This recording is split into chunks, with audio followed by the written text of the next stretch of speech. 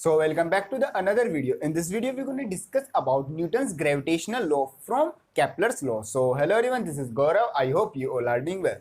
So हम करने वाले हैं कि जो हमारा न्यूटन्स का ग्रेविटेशन लॉ है उसको ड्राइव करने वाले हैं with the help of Kepler's law. तो बिल्कुल सिंपल से ही हमारा डेरिवेशन आता है। इसमें है according to Newton except Mercury and Pluto orbits of planets are approximately circular. Means Newton के अकॉर्डिंग जो हमारा मरकरी और जो प्लूटो है उनको छोड़कर जो बाकी प्लैनेट्स हैं, अर्थ, मार्स, ये बाकी प्लैनेट्स हैं, इनका जो ऑर्बिट है मीन्स जो सन के अराउंड ये रिवॉल्व करते हैं वो है अप्रोक्सीमेटली सर्कुलरली रिवॉल्व करते हैं। तो अगर कोई आपको पता है अगर कोई बॉडी सर्कुलर मोशन में रिवॉल्व करेगी तो वहां पर एक फोर्स जो है वो बहुत ज्यादा नेसेसरी होती है एक सर्कुलर मोशन को कराने के लिए, वो होती है हमारी सेंटीपिटल फोर्स।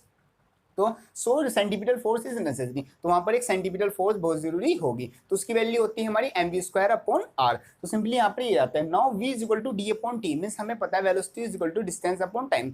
अब कोई हमारी बॉडी है, मतलब कोई भी प्लेनेट है, वो सन के अराउंड रिवॉल्व करेगा सर्कुलर पाथ में, तो जो टोटल डिस्टेंस रिवॉल्व करेगा वो आ जाएगा हमारा 2 पाई r। मीन्स जो सर्कमफ्रेंस होगी वो, और t की जगह हम रख देंगे अपना कैपिटल T। मीन्स हमारा जो t टाइम कुछ भी टाइम उसका लग रहा है, अर्थ के लिए, जुपिटर के लिए, हर किसी के लिए अलग होता है। मीन्स एक नॉर्मल प्लैनेट के लिए हमारा जो वेलोसिटी आ जाएगी वो आ जाएगी 2 पाई r अपॉन टी।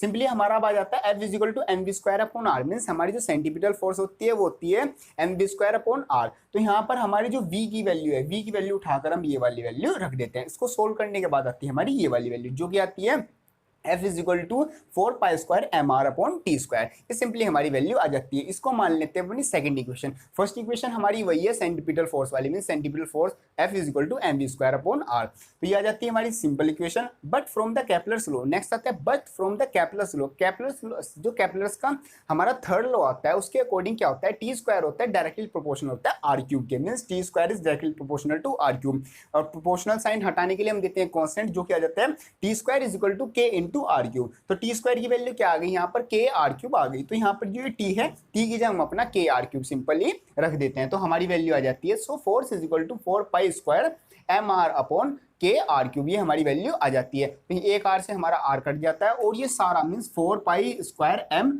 ये वाला पार्ट और ये के, ये सब मिलकर हमारा क्या एक कांस्टेंट ही बना देता है। मीन्स 4 पाई स्क्वायर ये भी एक कांस्टेंट है और जो प्लेनेट का मास है वो भी एक कांस्टेंट वैल्यू होती है। तो जो हमारी लास्टली वैल्यू निकल के आती है वो आती है F is equal to K dot M upon R square, in which जो फोर्स है, फोर्स का मतलब है force on a planet due to sun. Means ये वाला जो फोर्स है वो है force on a planet due to sun, जो सन फोर्स लगा रहा है। और इसमें के हमारा एक कांस्टेंट है, m मतलब है हमारा मास ऑफ द प्लेनेट। मीन्स ये स्मॉल m का मतलब है हमारा मास ऑफ द प्लेनेट, r मतलब हमारा जो सन और जो प्लेनेट है उनके बीच का डिस्टेंस। तो यहाँ पर जो कांस्टेंट है, अब कांस्टेंट को हटाएंगे तो क्या साइन आ जाएगा, प्रोपोर्शनल का साइन आ जाएगा।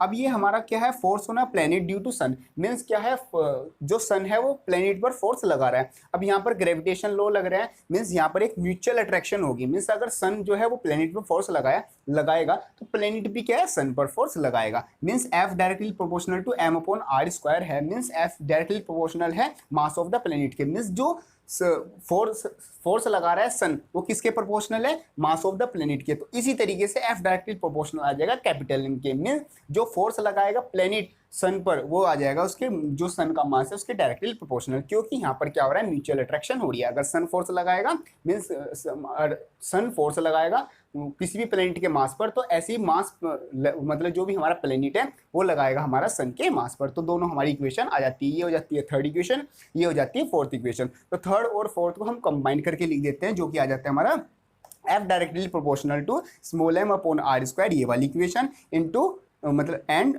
Capital M। मीन्स ये वाली इक्वेशन, मीन्स दोनों में म्यूचुअल अट्रैक्शन है। तो यहाँ पर हम प्रोपोर्शनल साइन हटाने के लिए देते हैं कांस्टेंट की जगह हम लगाएंगे यहाँ पर G। तो आ जाती है लास्टली जो इक्वेशन बन के आती है वो आती है हमारी F is equal to G M M upon R square, in which force मतलब हमारी जो ग्रेविटेशनल फोर्स है वो, G मतलब एक हमारा ग्रेविटेशनल कांस्टेंट, कैपिटल M मतलब mass of the sun and small m mass of the planet, और R मतलब जो हमारा प्लेनेट है और जो भी हमारा सन है उन दोनों के बीच का डिस्टेंस। तो यही होता है हमारा न्यूटन्स लॉ ऑफ ग्रेविटेशन। इसको हमने ड्राइव किया with the help of Kepler's law. तो ये आ जाता है हमारा Newton's law of gravitation from Kepler's law. बिल्कुल सिंपल से डेरिवेशन है।